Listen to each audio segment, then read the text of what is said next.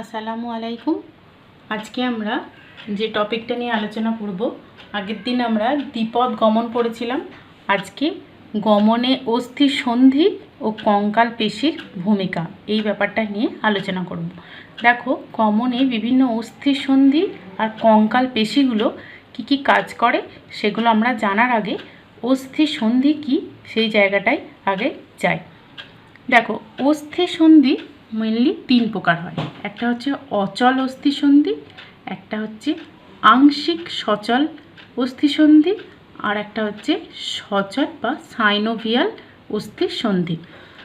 এদের মধ্যে এটা যেহেতু অচল, এটা নড়াচড়া করতে পারে না, এটা আংশিক বা কিছুটা পরিমাণ নড়াচড়া করতে পারে। আর সচল সন্ধি যেটা, সেই সন্ধি যেহেতু সেটা সচল অর্থাৎ মুভমেন্ট করতে পারে, সেই জন্য গমনে মেনলি এই সাইনোভিয়াল জয়েন্ট বা সচল সন্ধি মুখ্য ভূমিকা পালন করে। তাহলে আজকে আমরা সাইনোভিয়াল বা সচল জয়েন্ট কি সেটার ছবিটা আগে দেখি। দেখো, এখানে আমি একটা সাইনোভিয়াল অস্থিসন্ধির ছবি এঁকেছি। এই একটা অস্থি, এই একটা অস্থি, দুটো অস্থির যে সংযোগস্থল সেটাকেই আমরা বলি অস্থি সন্ধি। দেখো, অস্থি দুটো যে সংযোগস্থল রয়েছে, সেই সংযোগস্থলে বাইরের দিকে একটা পর্দা আছে। এই যে গ্রিন কালারের যে অংশটা, সেটা দিয়ে দেখানো হয়েছে যে দুটো অস্থিসন্ধি একটা পর্দা দ্বারা আবৃত রয়েছে। এই পর্দাটাকে বলা হয় সাইনোভিয়াল পর্দা বা সাইনোভিয়াল মেমব্রেন। এই সাইনোভিয়াল মেমব্রেনের মাঝখানে দেখো একটা গহ্বর তৈরি হয়েছে, তাই না? পর্দা দ্বারা যুক্ত হওয়ার ফলে মাঝখানে একটি গহ্বর তৈরি হয়েছে। এই গহ্বরে কি হয় না, এই সাইনোভিয়াল পর্দা থেকে এক ধরনের তরল নিঃসৃত হয়। এই পর্দা এক ধরনের তরল সিক্রেশন করে, সেই তরলটাকে বলা হচ্ছে সাইনোভিয়াল তরল, এই সাইনোভিয়াল তরল পূর্ণ এই যে গহ্বর, এটাকে বলা হয় সাইনোভিয়াল ক্যাভিটি বা সাইনোভিয়াল প্রকোষ্ঠ। এই সাইনোভিয়াল প্রকোষ্ঠের মধ্যে সাইনোভিয়াল তরল থাকে। দেখো, দুটো অস্থিসন্ধির মধ্যেখানে এখানে সাইনোভিয়াল তরল কেন থাকে? কারণ সাইনোভিয়াল তরল থাকার জন্য অস্থি দুটো ঘর্ষণজনিত আঘাত থেকে রক্ষা পায়। এছাড়াও এই সাইনোভিয়াল তরলে কিছু পুষ্টি উপাদান বা নিউট্রিশন থাকে, যেটা অস্থিসন্ধিকে এই নিউট্রিশনটা সাপ্লাই করে। এবার দেখো, এই সাইনোভিয়াল যে তরলপূর্ণ গহ্বর, তার বাইরে একটা কি আছে না, এরকম একটা অংশ দিয়ে আমি দেখিয়েছি, এটাকে বলা হচ্ছে লিগামেন্ট। লিগামেন্ট কি না, দুটো অস্থির সন্ধি দেখো একটা অংশ দ্বারা যুক্ত রয়েছে, তাই না, বাইরের দিকে। এই অংশটাকে বলা হচ্ছে কি লিগামেন্ট। তাহলে লিগামেন্ট কি না, দুটো অস্থিকে সংযুক্ত করে রাখে যে অংশ, তাকে বলা হচ্ছে লিগামেন্ট। আচ্ছা, তাহলে এই অংশটা আমরা কি জানলাম না, এটা একটা সাইনোভিয়াল অস্থিসন্ধি বা সাইনোভিয়াল জয়েন্ট, যেখানে দুটো অস্থি রয়েছে এবং দুটো অস্থির যে সংযোগস্থল, সেই সংযোগস্থলে একটা পর্দা দ্বারা, সাইনোভিয়াল পর্দা দ্বারা আবৃত একটা ক্যাভিটি বা প্রকোষ্ঠ তৈরি হয়েছে। এই প্রকোষ্ঠের মধ্যে এই পর্দা থেকে এক ধরনের তরল নিঃসৃত হয়, যাকে বলা হয় সাইনোভিয়াল তরল। এই সাইনোভিয়াল তরল কি করে না, একে পুষ্টি উপাদান দেয়, যার ফলে কি হয়, অস্থিতে পুষ্টি এখান থেকে সরবরাহ হয়। আর দেখো, এই যে অংশটা দেখছো, এটা কিন্তু অস্থির শেষ প্রান্ত, আর তার বাইরের দিকে একটা অংশ আমি করেছি। এই অংশটা হচ্ছে, এটা একটা হায়ালিন কার্টিলেজ বলে, বা এই অংশটাকে বলা হচ্ছে কার্টিলেজ মানে হচ্ছে তরুণাস্থি। এই হাড়ের ঠিক নিচের অংশতে থাকে তরুণাস্থি। এই অংশটাকে আমি বলতে পারি, এটাকে বলতে পারি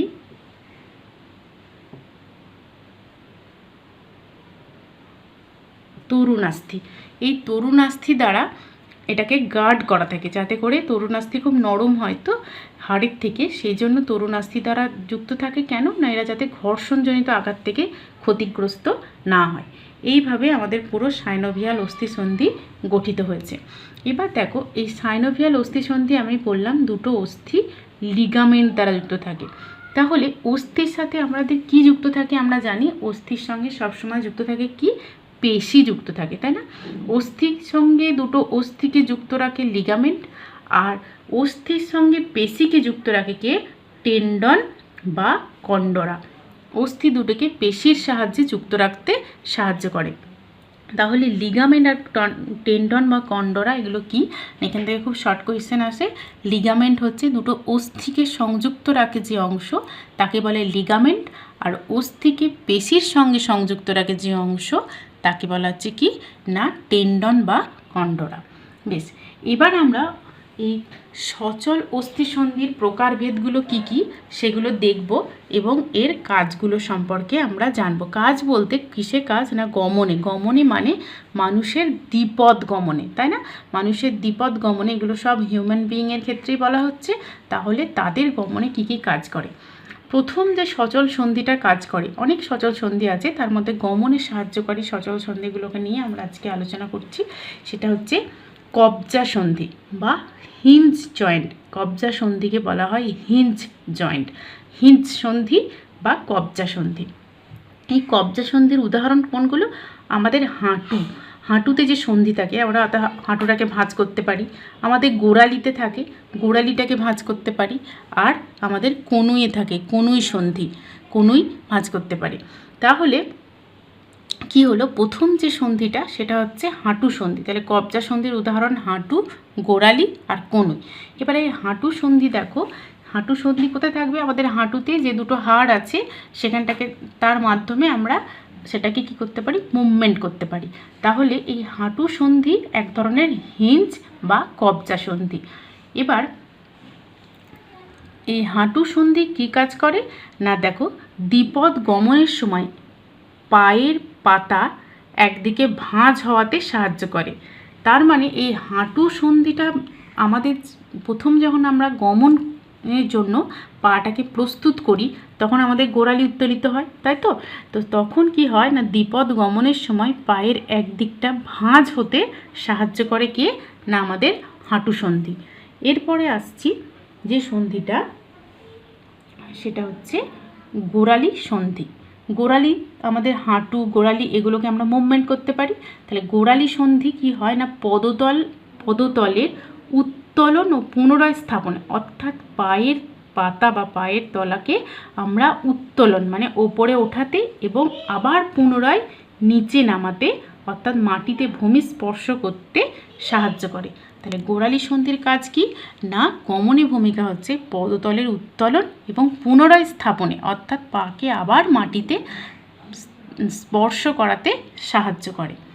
এরপরে আসছি আমরা যে সন্ধিটা সেটা হচ্ছে কনুই সন্ধি।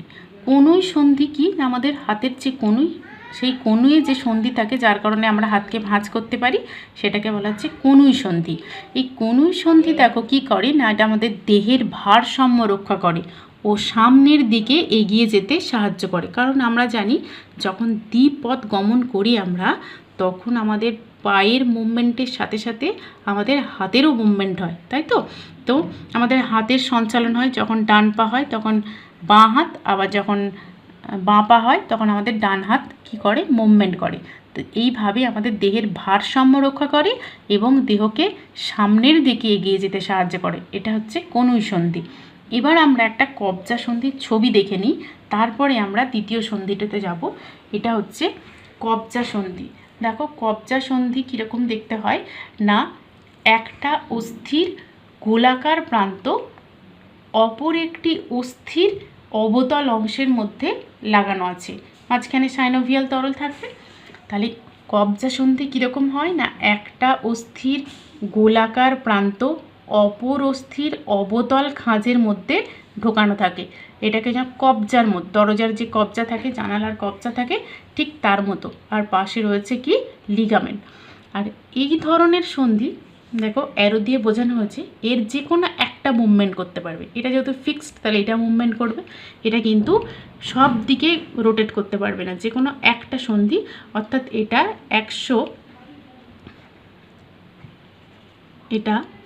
180 ডিগ্রি পর্যন্ত এটা মুভমেন্ট করতে পারে।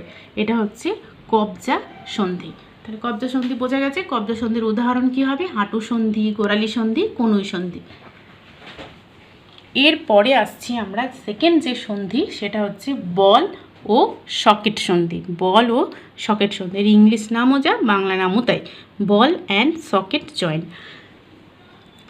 তাহলে বল ও সকেট সন্ধি কি না, দেখো এর উদাহরণ হচ্ছে উরু সন্ধি আর স্কন্ধ সন্ধি। উরু সন্ধি মানে আমাদের হিপ জয়েন্ট, শোল্ডার জয়েন্ট, এগুলো হচ্ছে বল আর সকেট সন্ধির উদাহরণ। তাহলে উরু সন্ধি আমাদের হিপ জয়েন্ট যেটা, সেটা আমাদের পায়ের কাছে থাকে, তাই না, পা আর হিপের মধ্যেখানে। তাহলে এর কাজ কি না, হিপ জয়েন্টের কাজ হচ্ছে পা দুটিকে যে কোনো দিকে সঞ্চালিত হতে সাহায্য করে, অর্থাৎ ডান দিক, বাঁ দিক, পাশে, তাই না, যে কোনো দিকে পাকে সঞ্চালিত। যদি আমাদের উরু সন্ধিটা ফিক্সড হতো তাহলে কিন্তু আমরা পাকে মুভমেন্ট করতে পারতাম না, অর্থাৎ সামনের দিকে এগিয়ে নিয়ে যেতে পারতাম না বা পিছনের দিকে এগিয়ে নিয়ে যেতে পারতাম না। ওই জন্য উরু সন্ধি পা দুটিকে যে কোনো দিকে সঞ্চালিত হতে সাহায্য করে।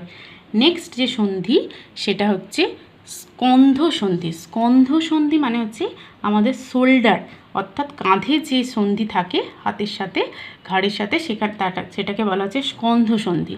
এর কাজ কি না, এর কাজ হচ্ছে, এর কাজও দেহের ভারসাম্য রক্ষা করে এবং সামনের দিকে এগিয়ে যেতে সাহায্য করে। তার মানে কনুই সন্ধি আর স্কন্ধ সন্ধি দুজনের কাজ কিন্তু সেম পেলাম আমরা।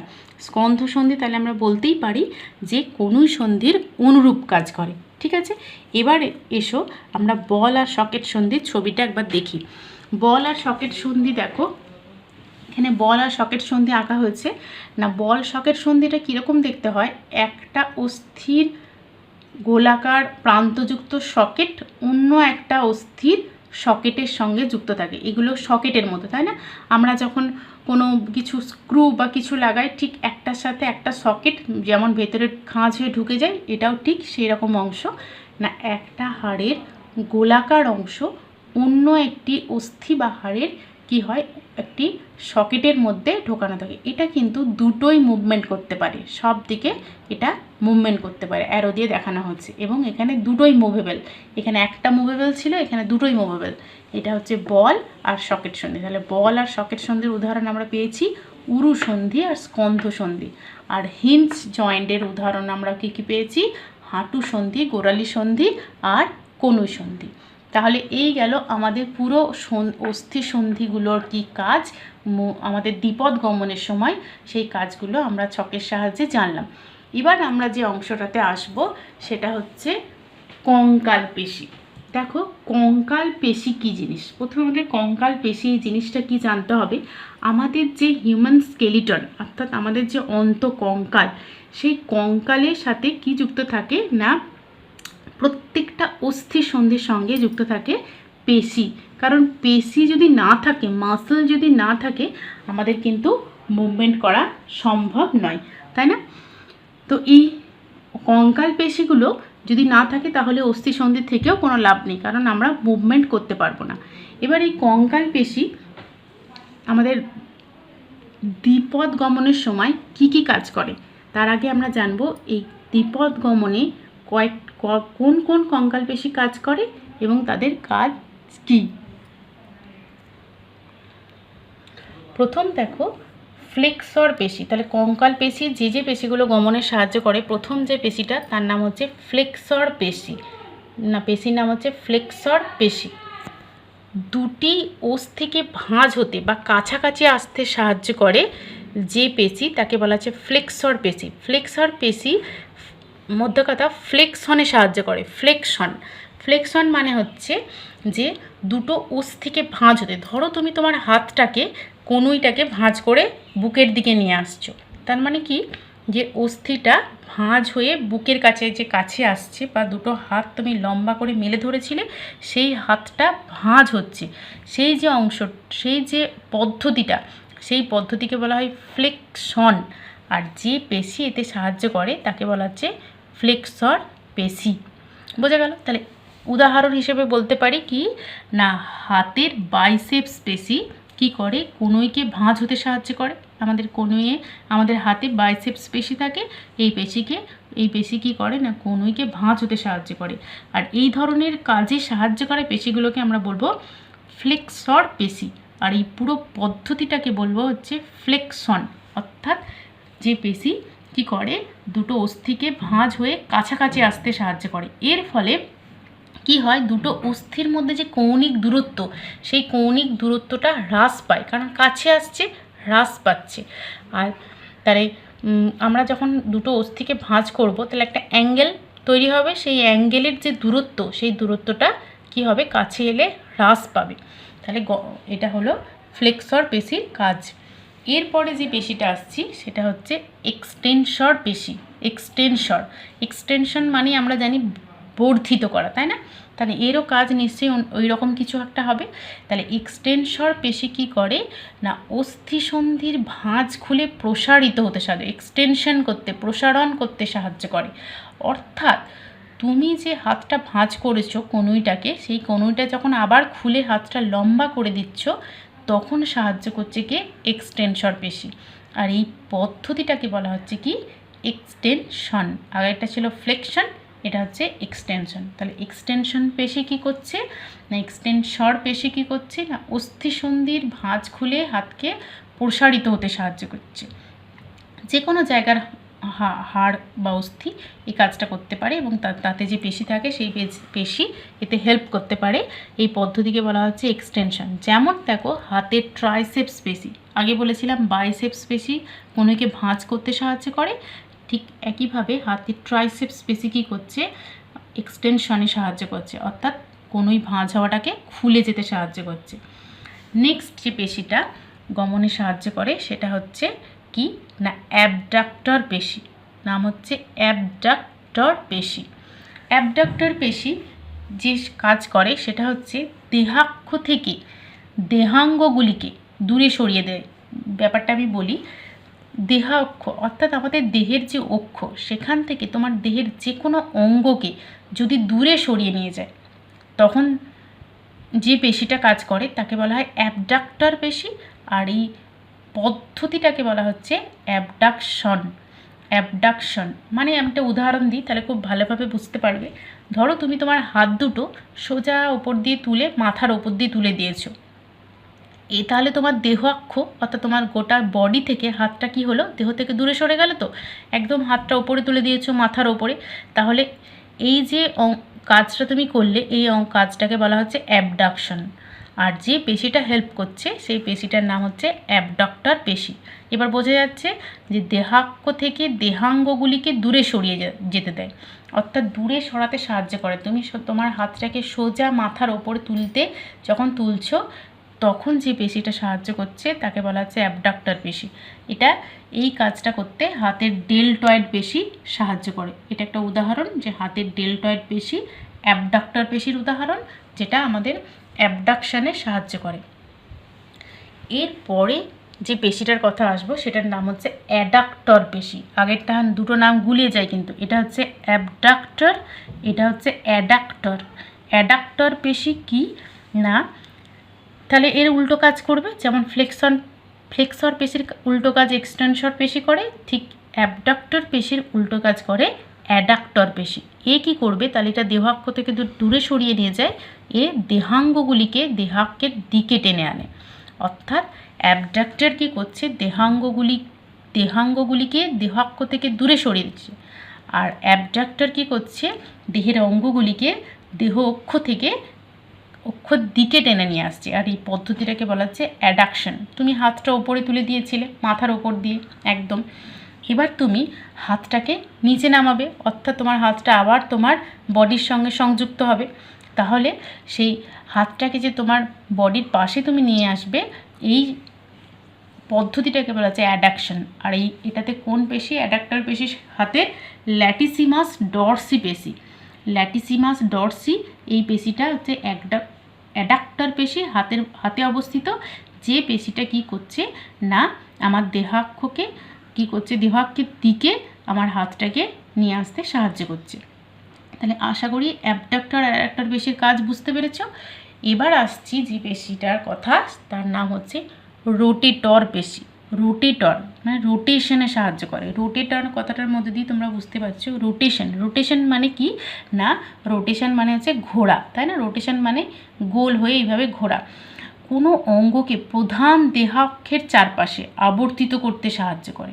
ধরো তুমি ঘাড়টাকে মাথার সাহায্যে মাথাটাকে ঘাড়ের অস্থিসন্ধির সাহায্যে যে পেশি আছে সেখান থেকে ঘোরাতে পারি, কোমরটাকে ঘোরাতে পারি, ঠিক একইভাবে আমরা পাটাকে ঘোরাতে পারি।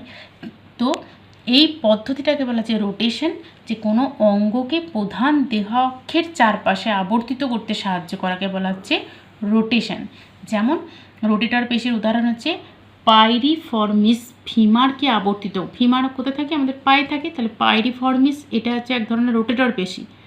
পাইরিফর্মিস এটা হচ্ছে এক ধরনের রোটেটর পেশি, যে পেশিটা আমাদের ফিমার অর্থাৎ পায়ে অবস্থিত যে অস্থি, সেই অস্থিকে কি করছে? আবর্তিত অর্থাৎ গোল হয়ে ঘুরতে সাহায্য করছে, এটাকে বলা হচ্ছে রোটেশন। অর্থাৎ রোটেটর পেশি রোটেশনে সাহায্য করে। তাহলে আমরা যে কঙ্কাল পেশিগুলো পেলাম, তাহলে কি পেলাম না, ফ্লেক্সর পেশি পেয়েছি, এক্সটেনসর পেশি পেয়েছি, অ্যাডাক্টর পেশি পেয়েছি, প্রথমে অ্যাবডাক্টর পেশি, তারপরে অ্যাডাক্টর পেশি, তারপরে রোটেটর পেশি, এবং প্রত্যেকটা পেশির কি কাজ এবং তাদের একটা করে উদাহরণ আমি বললাম। এগুলো কি করেন? আমাদের গমনে সহায়তা করে। তাহলে এখান থেকে তোমরা যেটা পড়বে, তোমাদের বই থেকে যে সমস্ত সন্ধিগুলোর প্রকারভেদ পড়বে, অস্থিসন্ধির, সাইনোভিয়াল অস্থিসন্ধির গঠন পড়বে এবং কঙ্কাল পেশির বিভিন্ন নাম, তাদের কাজ এবং উদাহরণ, এগুলো মুখস্থ করে প্রত্যেকে খাতায় লিখবে।